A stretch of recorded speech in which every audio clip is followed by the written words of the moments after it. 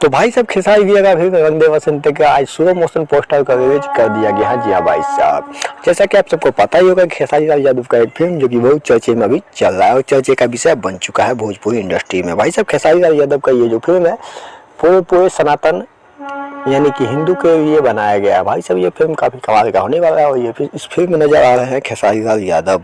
भाई साहब ये फिल्म का जैसा कि आप सबके सामने वीडियो क्लिप नज़र आ रहा होगा, भाई साहब इसको आज SR के म्यूजिक पर रिलीज किया गया है। भाई साहब इसका टीजर रिलीज किया जाएगा 20 तारीख को। भाई साहब रंग दे बसंती खेसारी लाल यादव का फिल्म ये काफ़ी सुपर डुपर हिट होने वाला है और इसको SR के म्यूजिक से रिलीज भी किया जाएगा। भाई साहब इस फिल्म में खेसारी लाल यादव के बेटे यानी कि ऋषभ भी काम किए हैं। भाई साहब ये फिल्म काफ़ी लाजवाब और जोरों शोर से शूट किया गया था और फिल्म को काफ़ी सीक्रेट रखा भी गया था।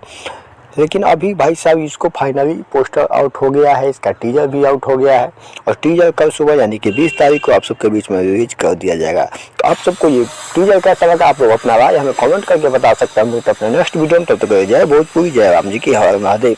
चैनल पर नए तो चैनल को सब्सक्राइब कर दीजिए। मिलता है नेक्स्ट वीडियो में।